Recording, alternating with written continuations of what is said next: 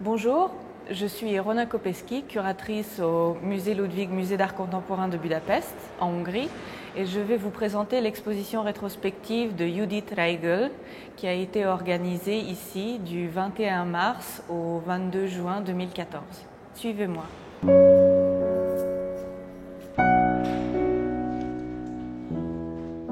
Cette exposition retrace le parcours de Judith Reigl en présentant à peu près 80 œuvres. Et nous voici devant la première œuvre, l'œuvre la plus précoce que nous présentons dans cette exposition, Autostop entre Ferrare et Ravenne. Et nous voyons ici la composition assez classique. C'est une œuvre que Judith a peint entre 1948 et 1950. Et nous voyons donc les formes assez classiques, la perspective au tiers du tableau, la composition en arcade et la composition intéressante ici au centre avec une voiture et Judith Reigl ici en haut et les deux compagnons qui l'accompagnent dans ce séjour en Italie.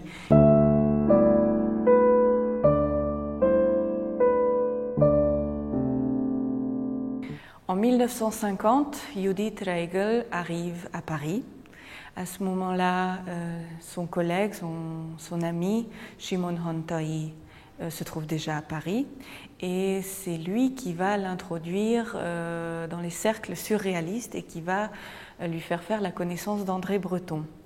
Il y a quelques années durant lesquelles Judith va s'essayer au style surréaliste, à composer dans la mouvance, dans l'esprit surréaliste, et donc elle réalise quelques œuvres en utilisant vraiment le langage surréaliste, comme nous pouvons le voir avec cette peinture qui s'appelle Plaisir incomparable, où en fait nous voyons l'utilisation de plusieurs techniques.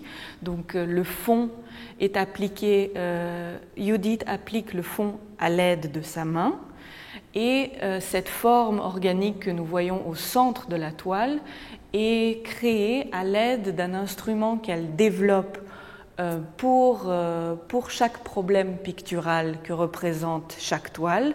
Ici, il s'agit de tringles à rideau qu'elle plie, qu'elle forme elle-même pour obtenir une courbe qui va l'aider à racler et à formater la peinture afin d'obtenir la forme désirée. À côté de cela, nous retrouvons la technique du collage avec ces formes, les figures des chauves-souris.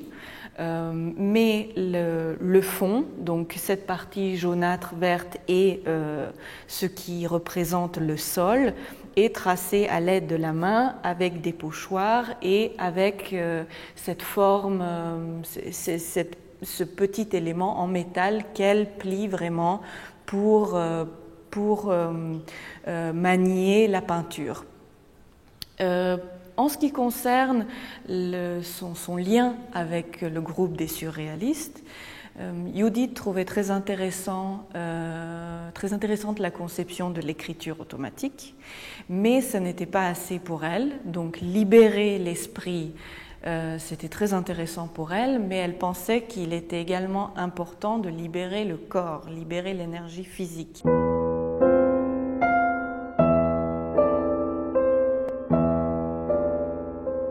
C'est donc cette pensée aussi qui est très importante dans le parcours de Judith et c'est aussi grâce à ça qu'elle va développer une technique qui va lui permettre de se rapprocher de son concept d'écriture automatique totale. Et donc, grâce à l'instrument qu'elle a développé pour réaliser cette forme organique dans cette toile qui est présente encore de fortes caractéristiques surréalistes, elle s'oriente vers un traitement presque complètement abstrait de la matière picturale. Ici, nous retrouvons quand même des tons, des couleurs similaires à la toile surréaliste. Et nous remarquons aussi l'utilisation d'un nouvel instrument que nous voyons ici, des petits traits très fin tracé presque jusque dans la toile de la peinture. Ici, Judith commence à utiliser une scie qu'elle va donc appliquer sur la toile et tirer de manière à gratter la peinture. Elle va développer l'utilisation de la scie de manière encore plus spectaculaire dans cette toile qu'elle réalise en 1954. Donc ici, ce sont vraiment les prémices de l'écriture automatique totale. Et ici, nous voyons donc bien l'application, l'utilisation de la scie, avec les dents de laquelle elle trace ces dessins très fins qui apparaissent donc blancs avec le grattage de la peinture, ainsi que l'utilisation de cette tringle à rideau qui dessine ces traits plus épais. La couleur, le monde chromatique de Judith reste encore assez similaire jusqu'en 1954 et à partir de 1955, elle va développer sa série intitulée Éclatement.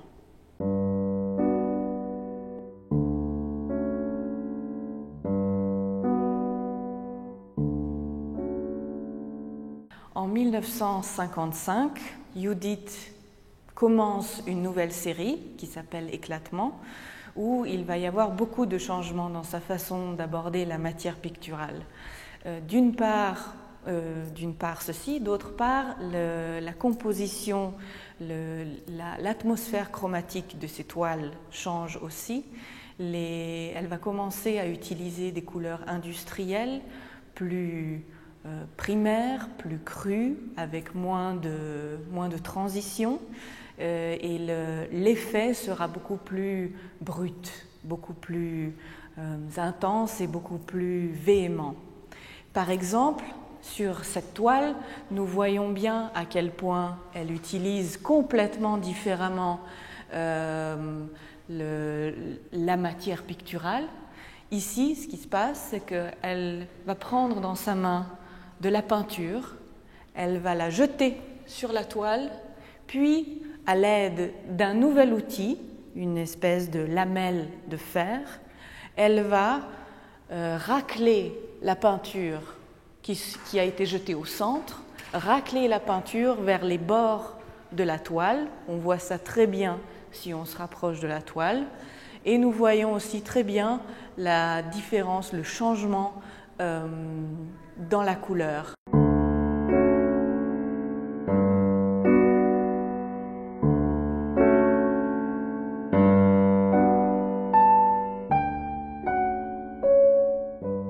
Nous sommes ici dans la salle dédiée à la série Centre de dominance que Judith Reigl peint de 1958 à 1959.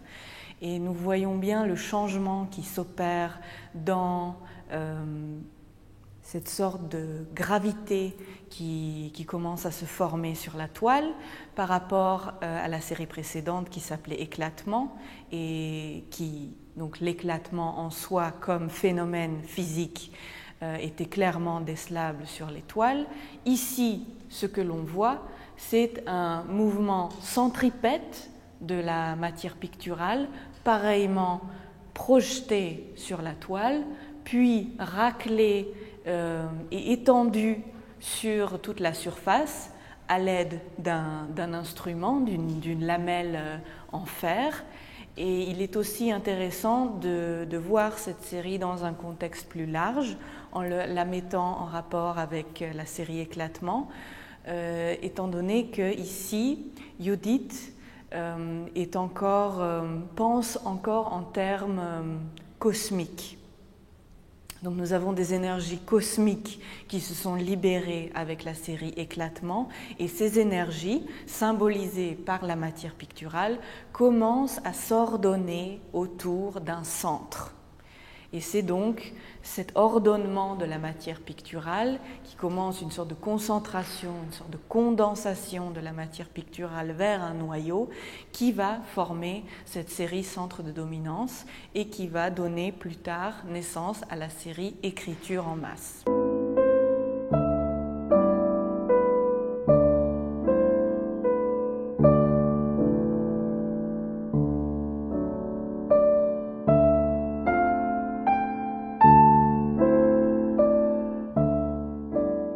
Après la série Centre de dominance, Judith Reigl entame une nouvelle série à la toute fin des années 50 qu'elle intitule Écriture en masse.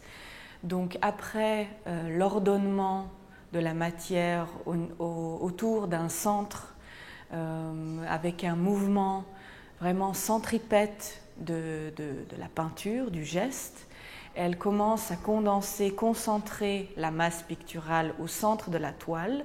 Donc les toiles sont un peu plus statiques du point de vue de la composition. Les couleurs restent vraiment très similaires aux séries précédentes. Donc Judith utilise beaucoup de jaune, de blanc, de noir, de rouge. Et progressivement, cette série, Écriture en masse, elle va opérer une réduction chromatique, elle va aussi élargir les formats jusqu'à obtenir ces toiles que nous voyons ici, Écriture en masse, qui sont seulement blanc et noir, donc très épurées, et où la matière qui était dans les toiles précédentes, dans les toiles d'écriture en masse précoce, plutôt concentrée vers le milieu. Ici, déjà, des motifs, des semblants de motifs commencent à apparaître. Et c'est à partir de ces motifs que Judith identifie des traces de corps humain.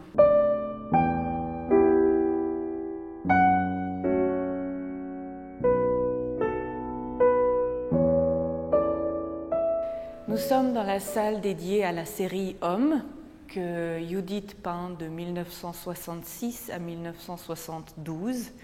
Et nous voyons très bien avec cette œuvre, par exemple, le lien évident ou la transition évidente plutôt, entre la série Écriture en masse, la série, les œuvres tardives qui étaient seulement noir et blanc, où Judith a commencé à retrouver ou à remarquer des formes de corps humain qu'elle développe après afin d'obtenir des torses, seulement des bouts de torse, des bouts de corps humain qu'elle va ensuite conjuguer de différentes manières. Très intéressant aussi de voir à quel point cette série est toujours plus large que les limites physiques de la toile.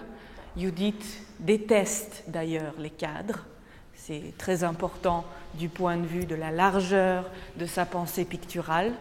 Ici, nous voyons très bien avec une autre toile de la série Homme à quel point elle traite le corps humain de manière dynamique, avec une perspective très prononcée, en peignant de bas vers le haut. L'œuvre de Judith est très cyclique, plutôt à interpréter comme une sorte de spirale qui ne retourne jamais au même endroit, donc qui continue, mais tout en identifiant des cycles.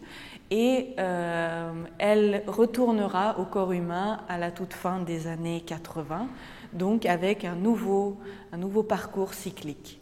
Mais à partir de cette série Homme, extrêmement dynamique, extrêmement intense, elle va développer une série, encore une fois, abstraite du point de vue du spectateur, qui s'appelle Déroulement.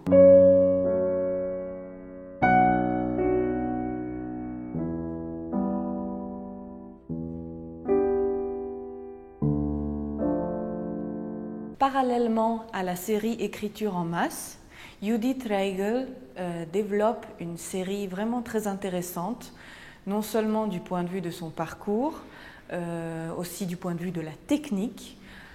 C'est la série intitulée Guano, et qui vraiment est une série qui a commencé de manière accidentelle. Judith voulait protéger un parquet tout neuf dans son atelier, et pour cela, elle avait appliqué sur le parquet les toiles qu'elle considérait comme non utilisables ou sur lesquelles elle avait fait des erreurs. Et au fil des années, les éclaboussures, les coulures de peinture se sont additionnées sur ces toiles. Elle a marché sur ces toiles. Donc il y a vraiment eu une impression physique de la peinture, de la masse picturale dans la toile, dans les fibres de la toile. Donc au bout d'un certain moment, elle a commencé à observer ces toiles, elle les a reprises et elle a commencé à travailler dessus. Et voilà le résultat. Donc cette série qu'elle a peint de 1958 à 1965, donc c'est vraiment en parallèle avec la série Écriture en masse. Et ce que nous voyons là, ce sont vraiment ce motif donc qui pourrait être interprété comme une pierre tombale même, une sorte de mausolée du geste. Si on se souvient des séries précédentes, c'était des séries très gestuelles, avec un grand dynamisme, avec une grande intensité, peintes avec une grande énergie, un élan très important. Ici, nous ne voyons pas cet élan. C'est une composition beaucoup plus hiératique, beaucoup plus statique, donc vraiment avec un certain poids qui vient se poser sur le bas de la toile. Et donc, Judith commence à repeindre ces motifs. Ici, d'autant plus intéressant que nous voyons vraiment, si nous nous rapprochons, les différentes couches, les différentes strates de peinture, de couleurs. Certaines sont tombées à cause de l'épaisseur de la couche picturale qui se trouve dessus. Il est aussi important de noter que ces toiles-là, évidemment, sont très grandes, mais qu'elles sont beaucoup plus lourdes que les toiles de taille similaire précédentes, parce qu'il y a beaucoup plus de peinture dessus, et le poids de la toile s'en ressent. C'est comme si Judith Reigl avait atteint un point de calme, un point où un cycle, une phrase picturale, gestuelle prenait fin, afin de pouvoir initier un nouvel élan.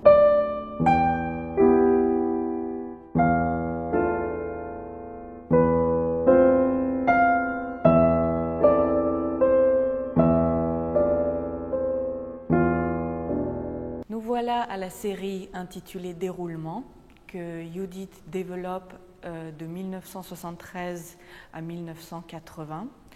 Et elle porte vraiment bien son nom, puisqu'il s'agit du déroulement de la toile, du déroulement du geste. Et elle va imaginer ici une technique de réalisation encore adaptée au problème pictural qu'elle se pose ici dans cette série. Elle fixe donc la toile sur le mur de son atelier, trempe une éponge qu'elle destine vraiment à la réalisation de cette série dans la peinture et va commencer à se promener à côté de la toile, comme ceci. Et donc, la manière complètement aléatoire qu'a l'éponge de toucher la toile, de rentrer en contact avec la toile, c'est grâce à ce contact aléatoire que vont se dessiner ces motifs très subtils, comme une sorte d'écriture, comme une sorte de phrasé musical même, de partitions sur lesquelles seraient inscrites des notes. Et donc c'est cette technique, c'est cette composition qu'elle va développer. Non seulement elle va garder cette solution technique qui est d'utiliser cette éponge, mais elle va également commencer à expérimenter avec des réactions chimiques entre deux peintures, donc deux matières picturales de bases différentes.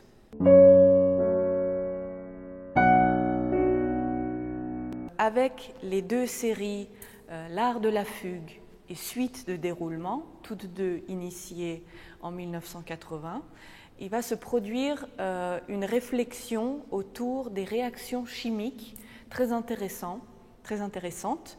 Et par exemple, dans cette série, ce qui se passe, c'est que Judith commence à peindre la toile à partir de l'arrière.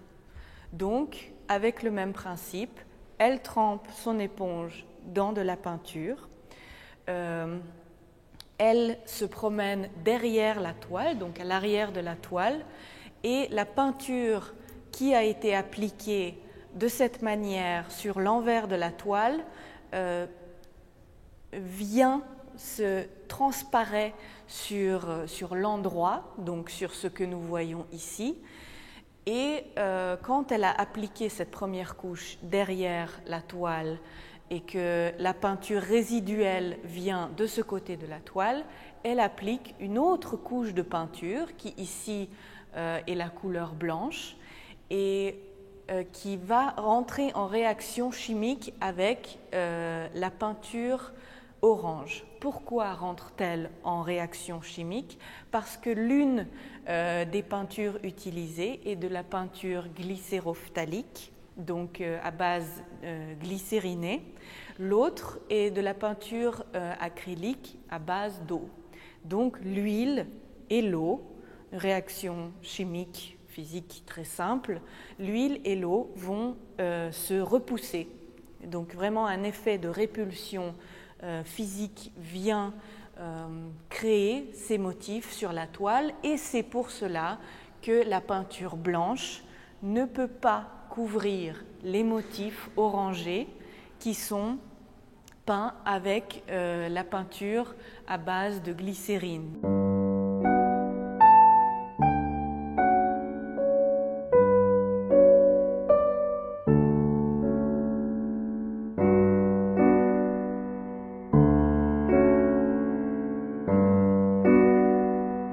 La série déroulement va donner, donc qui était horizontale, va donner naissance aux séries que l'on voit ici, donc qui sont de format vertical et qui sont vraiment de thématiques physiques et chimiques. Ici, nous voyons donc bien le principe du déroulement, donc la peinture qui semble s'écouler sur la surface de la toile. D'ailleurs, cette toile de loin ressemble à une plaque en oxydation, une plaque en train de rouiller, donc vraiment une référence à un processus chimique, à un processus physique.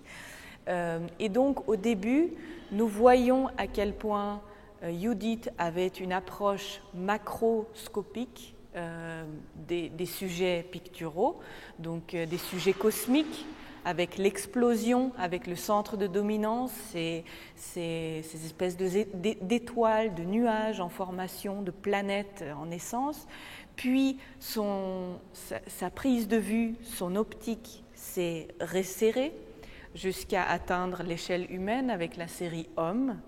Puis ici, elle s'est resserrée encore pour atteindre des thématiques microscopiques, donc des thèmes de réactions chimiques, de réactions physiques,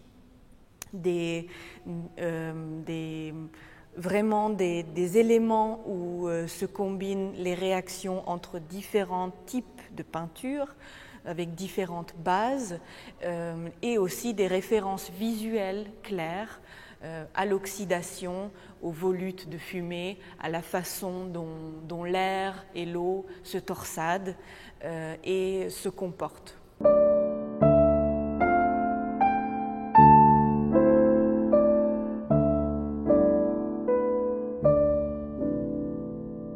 De 1986 à 1988, Judith va peindre la série Entrée-sortie, qui est une suite logique des séries précédentes, la série Déroulement, la série Art de la fugue, la série Suite de déroulement, la série Hydrogène, Photon, Neutrino.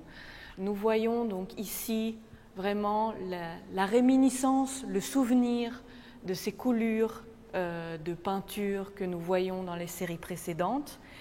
Donc un ensemble chromatique plus homogène, plus uni, et au centre de la toile, une sorte de porte, une sorte d'entrée ou de sortie, la question se pose.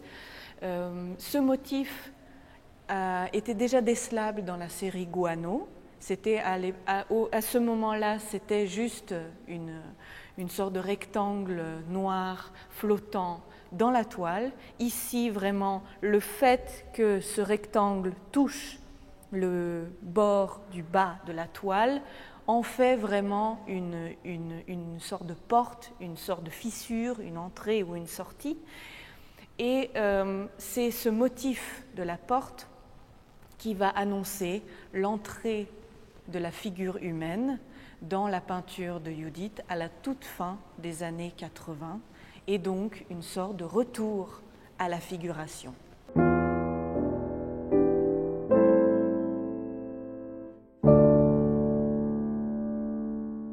L'œuvre de Judith Reigl témoigne donc d'une grande richesse, de remise en question de sa pratique artistique régulière, une sorte de cycle, de spirale dans la création picturale, avec des expérimentations du point de vue de la perspective, du point de vue des matériaux utilisés, du point de vue des réactions chimiques entre les différentes matières picturales utilisées, du point de vue de l'élaboration d'outils développés spécifiquement pour les problèmes picturaux que chacune des toiles qu'elle peint lui pose ou qu'elle lui pose. Et son œuvre témoigne vraiment d'une persistance dans la création, d'une attitude n'acceptant aucun compromis, d'une attitude créatrice destinée uniquement à faire ce qu'elle veut et à conserver toute sa liberté créatrice. C'est une vraie œuvre d'artiste.